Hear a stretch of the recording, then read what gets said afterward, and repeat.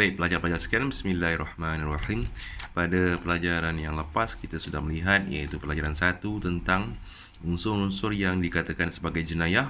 Jadi, saya bagi beberapa tips lah sebelum membaca, iaitu bermula kita lihat pada tajuk tu dahulu. Tengok sini, apakah objektif dia. Iaitu kita baca sini dahulu. Yang pertama, pengertian. Ni iaitu bab zina. Kemudian apakah unsur-unsur zina tu? Kemudian apakah keterangan-keterangan dalam zina? Kemudian apakah hukuman had? Had ni satu, hudud tu banyak. Apakah hukuman hudud bagi kes zina? Kemudian ada beberapa jenis. Kemudian orang yang menjalankan hukuman had zina. Kemudian langkah-langkah yang boleh dilakukan untuk menghindari zina. Okey, itu objektifnya dahulu. Jadi kalau kita tak berapa faham sangat objektif ni, kita jangan baca terus, kita semak dahulu kitab kita. Kita tengok di sini iaitu ini pengertian. Kita tengok sini iaitu unsur zina. Kemudian tengok sini syarat yang boleh dijadikan hukuman zina itu didakwa. Kemudian kita cuma melihat kitab tu saja. Jangan terus baca. Kemudian acara keterangan kes yang boleh mensabitkan kesalahan zina itu, iaitu ini tentang saksi itu macam mana, tentang pengakuan penzina tersebut, kemudian tentang hukuman kesalahan zina, kemudian bahagian-bahagian had zina muka surat 19 ya. Kemudian hukuman ke atas penzina ghair muhsan, penzina muhsan. Ini keduanya ada perbezaan. Kemudian orang yang menjalankan hukuman zina, kemudian penghayatan tersebut. Habislah pelajaran kedua. Jadi kita kena tengok satu persatu dahulu, barulah kita mula membaca. Jadi yang pertama sekali iaitu tentang pelajaran 2 ni, iaitu pengertian tentang zina ni. Jadi kita tak perlulah nak baca keseluruhannya dan menghafal keseluruhannya. Kita lihat saja yang mana yang sesuai dengan pengertian tersebut, maka kita ambil dan hafalkan. Iaitu apakah pengertian zina? Pengertian zina iaitu hubungan seks antara lelaki dan perempuan secara haram yang tidak mempunyai ikatan perkahwinan yang sah. Sampai situ cukuplah. Hubungan seks antara lelaki dan perempuan yang secara haram yang tidak mempunyai ikatan perkahwinan yang sah. Ya, itu pengertian zina. Kalau dalam kitab-kitab lain, secara detail dia menerangkan apakah itu zina. Sampaikan 2-3 muka surat. Tapi untuk pelajaran kita sebagai daya khas saja, cukuplah kita kata sini, seks antara lelaki dan perempuan secara haram, tiada ikatan perkahwinan yang sah. Jadi dalam situ, untuk membalikkan semula pada pengertian disebut, ini juga bawah ni unsur-unsur zina pun adalah pengertian. Apakah unsur zina? Unsur zina ni pengertian juga. Yang satu unsur fizikal, perbuatan wati, iaitu wati ni persetubuhan, perbuatan persetubuhan lelaki dan perempuan, ya. Kemudian perbuatan niat yang jahat, kembali balik semula tadi unsur yang apakah yang mula-mula depan tadi, unsur-unsur yang dikatakan jenayah. Kemudian unsur pelaku, iaitu niat dia memang untuk melakukan persetubuhan haram. Jadi kalau ditanya apakah unsur-unsur yang boleh disabitkan sebagai zina, yang pertama tulisnya kita iaitu ada perbuatan wati, persetubuhan. Yang kedua iaitu sengaja bersetubuh. Yang ketiga iaitu lelaki dan perempuan melakukan persetubuhan haram. Ingat, ini tulis lelaki dan perempuan je, bukan disebut lelaki dan kambing. Jadi itu tidak dinamakan zina. Itu dihukum sebagai ta'zir, mungkin dibunuh ya, hukumannya bagi kesalahan merogol kambing ya. Okey. Kembali balik semula. Jadi yang itu dalam konteks ini, yang pertama sini sampai sini adalah pengertian. Apa makna zina? Hubungan seks antara lelaki dan perempuan.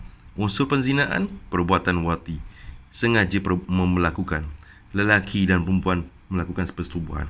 Kemudian syarat yang boleh kita dakwa mereka tu di sini iaitu merdeka, iaitu bebas, berakal, baligh dengan kehendak sendiri. Apakah syarat-syarat mereka boleh didakwa hukuman zina? Yang pertama, merdeka, berakal, baligh dengan kehendak sendiri. Baik, itu bagi pengertian dan juga pendakwaan. Kemudian bagaimana pula kalau dia didakwa tapi disebabkan minta maaf. Bagaimana pula keadaan orang yang nak mendakwa tersebut? Kita kena lihat saksi-saksi tersebut ya. Ini bahagian saksi. Muka surat yang ke-16. Bahagian saksi. Kemudian muka surat yang ke-17, bahagian pelaku zina tu buat pengakuan. Baik, untuk mensabitkan kesalahan zina ini, iaitu bahagian saksi ini, keterangan saksi ini boleh disabitkan hanya dengan keterangan 4 orang saksi. Ini berdasarkan daripada ayat Al-Quran. Wallati ya'tinal fahishata min nisaikum fastashhidu alaihinna arba'ata minkum. Dan siapa yang melakukan perbuatan keji zina antara perempuan kamu, maka carilah 4 orang lelaki dan di antara yang menjadi saksi terhadap perbuatan mereka. Dia bagikan ayat Al-Quran untuk menunjukkan syarat-syarat saksi hendak menuduh. Ini sebab dia punya hukuman adalah berat, maka dia punya penyaksian pun adalah berat. Yang pertama sekali syarat saksi, mungkin hafal lah. Biasanya dalam kertas soalan ini dia diletakkan di bahagian yang belakang ataupun di tengah-tengah yang kita telah lihat, iaitu dia 2 markah. Syarat saksi ini ada 4. 1 mesti lelaki. 4 orang tu mesti lelaki. Tak boleh perempuan. Keempat, 4 orang saksi tersebut hendaklah lelaki. Kenapa? Ini ayat Al-Quran yang datangkan. Bukan kita reka-reka. Kalau nak ikut kita punya pemikiran, memanglah dikatakan perempuan itu emosi. Wallati ya'tinal fahishata min nisaikum fastashhidu alaihinna arba'atan minkum. Memang ayat Quran tersebut kata lelaki yang menjadi saksi. Dan lelaki itu mesti baligh, iaitu sampai umurnya. Kemudian sempurna akal dan orang yang adil, iaitu orang yang tidak membuat dosa, ataupun orang yang tidak fasik. Orang yang adil ni maknanya orang yang tidak membuat dosa, iaitu tidak membuat perbuatan dosa kecil berterusan ataupun melakukan dosa-dosa besar. Jadi syarat dia yang 1, 4 orang lelaki, 2 baligh, 3 sempurna akal, 5 orang yang adil. Baik, syarat yang ke-5, yang ke-6, yang ke-7 bagi penyaksian pelakuan zina tersebut, saksi lelaki itu mestilah beragama Islam. Kemudian saksi itu mestilah benar-benar melihat perbuatan zina tersebut. Saksi benar melihat kejadian zina, iaitu dia nampak, tiada ragu-ragu, nampak betul perlakuan zina tersebut. Kalau mata kabur je gabu, walaupun nampak goyang macam mana pun, ia tidak nampak dengan betul-betul, maka tidak dinamakan penyaksian yang benar. Itu yang ke-8. Sama juga 5, 6, 7. Yang ke-7, penyaksian itu benar-benar membuktikan berlaku zina. Memang nampak terus terang seumpama memasukkan keris ke dalam sarungnya. Wallazina yarmunal muhsanati thumma lam ya'tuna bi arba'ati syuhada fajliduhum thamanina jaldah. Dan sini pun ayat Quran ini pun surah An-Nur menyebut tentang 4 orang saksi lelaki dan orang yang melemparkan tuduhan zina kepada perempuan-perempuan yang terpelihara kehormatannya, kemudian mereka tidak membawakan 4 orang saksi syuhada, maka sebatlah mereka 80 kali sebatan. Minta maaf, tadi sebenarnya ada sebanyak 7 syarat-syarat bagi saksi melihat perbuatan zina tersebut. Apakah syarat-syarat bagi hukuman zina muhsan ini? Yang pertamanya syaratnya iaitu dia berakal sempurna, dia baligh iaitu sampai umur, merdeka, kemudian masuk zakar, sekurang-kurangnya hasyafah kepala zakar ke dalam faraj perempuan. Kemudian yang kelima, sebelumnya pernah melakukan persetubuhan halal melalui nikah yang sah. Ini syarat dikenakan hukuman bagi penzina muhsan. Apakah hukumannya? Hukuman penzina muhsan ialah direjam, iaitu dibaling dengan batu sampai mati. Hukuman mati lah. Yang tadi di atas Ghairu muhsan iaitu orangnya disebat 100 kali, dibuang daerah. Orang yang muhsan pula direjam sampai mati. Syaratnya sempurna akal, baligh, merdeka, masuk zakar, kemudian pernah melakukan persetubuhan melalui nikah yang sah. Baik, kita sambung lagi, iaitu had ini, hudud. Had, hudud ni sebenarnya bukan reka-rekaan. Kita ambil daripada muka surat depan tadi tu, iaitu daripada nas Al-Quran. Had zina adalah hak Allah, Allah Ta'ala punya. Oleh itu, hukuman ini hendaklah dilaksanakan oleh ulil amri, pemerintah yang kena buat, atau pihak yang diberi kuasa. Kalau ditanya siapakah yang perlu melakukan hukuman hudud, jawapannya pemerintah. Di sini bahasa Arab ulil amri, ya, pemerintah yang kena melakukan hukuman hudud ini. Baik, kita sambung di sini. Ini cara melaksanakan hukuman rejam dan juga cara melaksanakan hukuman sebat.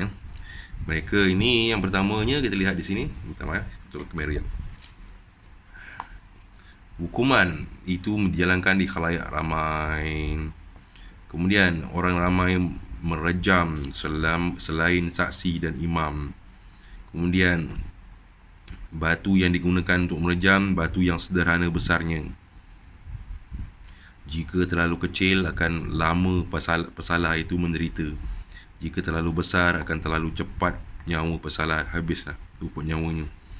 Kemudian jika nak disebat pula, ini bab membunuh orang yang berzina ni sebenarnya panjang ceritanya. Yang diambil ringkas ceritanya iaitu dibaling dengan batu saja. Kalau dalam ceritanya ada kisahnya, iaitu seseorang itu dia mengaku melakukan zina, dibaling dengan batu, kemudian dia lari. Sahabat-sahabat Rasulullah SAW pun kejar dan baling sehinggalah mati. Kemudian dia bercerita kepada Rasulullah SAW. Rasulullah SAW marah, kenapa awak kejar dia? Biarkanlah dia lari. Jadi di situ ada perbahasan yang panjang. Jadi Nabi sebenarnya bukan nak melaksanakan hukuman itu sebagai hukuman nak mengazab manusia, tapi untuk sebagai pengajaran sebenarnya. Tapi sini kita ambil ringkas saja. Hukumannya adalah mati. Senang kita tu. Kalau nak cerita panjang-panjang tu cerita bab lain lah. Ini kita nak ambil dalam pelajaran daya khas jenayat saja. Hukuman bersalah sebat disebat dengan cemeti sebanyak 100 kali sebatan. Jadi ceritanya cara-cara cemeti ni macam mana, kemudian besarnya macam mana kayunya tu cemeti. Jadi itu tak perlulah dibaca. Kalau ditanya, biasa soalannya berapa kali disebat, hukumannya sebatnya 100 kali. Pakaiannya macam mana tu tak payahlah. Musim sejuk ke musim panas, sebatan itu kat bahagian mana, dekat satu tempat tak boleh, kena satu badan. Kalau sekali hayun 100 kayu macam mana pun kata boleh. Jadi yang itu tidak, kita tak perlu bahas lah, cerita tu panjang. Jadi yang penting hukuman itu sebanyak 100 kali. Kita akan sambung lagi insya-Allah. Mungkin video ni panjang, jadi kita tak payah tengok kitab pun tak apa, sekadar mendengar sahaja, insya-Allah dapat maklumat dan ilmu yang bermanfaat kepada kita sama-sama. Dan jumpa lagi masa akan datang. Assalamualaikum warahmatullahi wabarakatuh.